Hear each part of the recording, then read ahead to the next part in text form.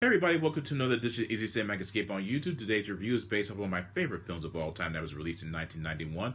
To give you a little bit of backstory, I remember when this film first came out, my mom and I, well, along with the rest of our family, we were stationed in Spangdahlem, Germany, and we went to Tyler, Texas to vacation. And on opening night, we went to watch this film. It was myself, my mother, and my grandmother. And as we were watching the film, we were very surprised to see my grandmother sleeping throughout the entire duration of the film. And given that the amount of violence, the profanity, and the harsh emotional message that was structured within the confines of this film, we were just completely flabbergasted that she was able to sleep through all this. What film am I talking about? 1991's Boys in the Hood, starring Ice Cube, Cuba Gooding Jr., Morris Chestnut, Lawrence Fishburne, Nia Long. It is a film that has become cinematically and culturally ingrained within the very fabric of the cinematic community. And it was written and directed by John Singleton, who created such a critically acclaimed film that it is actually considered one of the most culturally significant films of all time.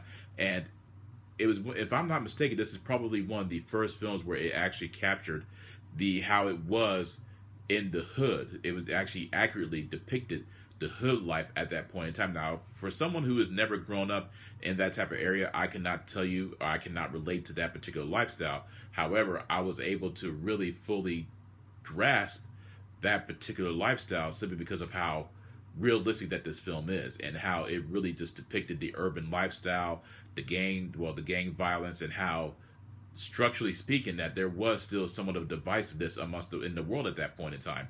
Uh, the film has Cuba Gooding Jr., who stars as Trey Styles, who we follow him in a coherent storyline from him being a child to him being a teenager, and more or less immersed in the world of the hood, while also attempting to better his life, and while surrounded by all this type of gang violence and police corruption. Then you have Ice Cube's character, Doughboy, affectionately known as Doughboy, who was a member of the Crips, and you have Morris Chestnut, who plays his younger brother Ricky, who there is a volatile relationship established between the two of them simply because you have their mother who treats Doughboy, and lets Doughboy know exactly how much she means to him, which is next to nothing. Do you have Ricky, who is the aspiring college athlete who has a child, and he is aspiring to be something better and unique within his own fabric of life, and she treats him as a golden child. So that's where the volatile relationship is established between the two of them, and it creates such a strong sense of estrangement.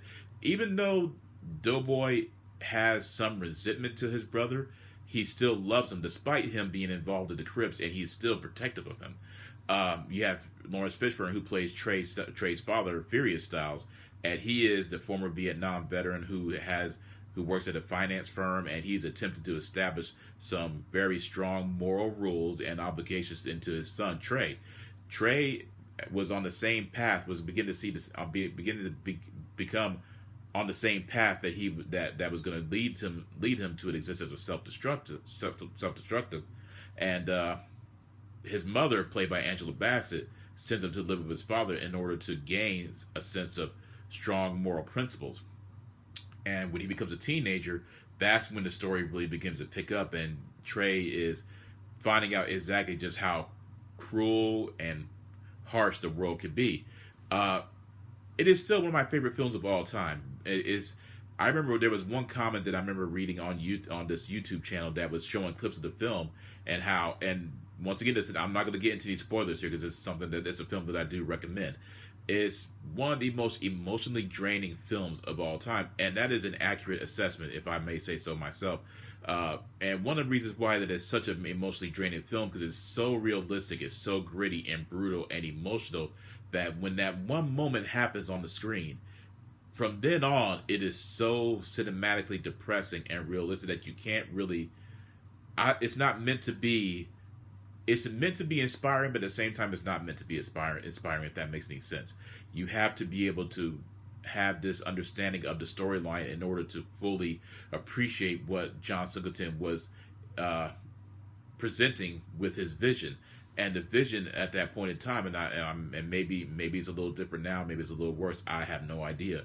But at that point in time, this is exactly how it was in the hood, if you will. And it was not meant to be something that's all rainbows and flowers and sunshine. It was all simply about presenting a message that was supposed that could, since you more or less determined it to be a warning to the youth of America for 1991 and even through on. It is a very culturally relevant film even today. Wonderfully acted. I mean, very powerfully acted, with Lawrence Fishburne doing an amazing job as Freya Stowdy. You have Ice Cube, who does.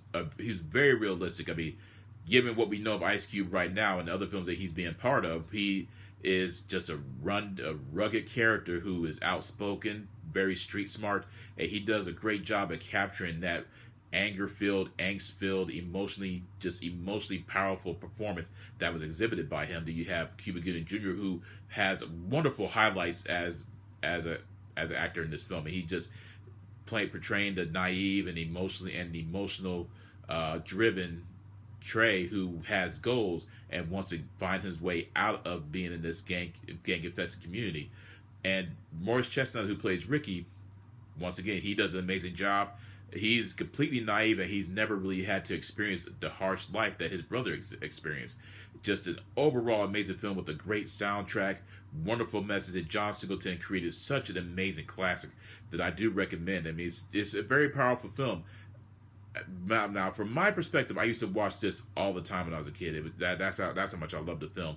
And today, with this review, I found myself wrestling between if I was going to review this film or Taxi Driver. I decided to go with this one simply because it has such a resonating message for me on a personal level.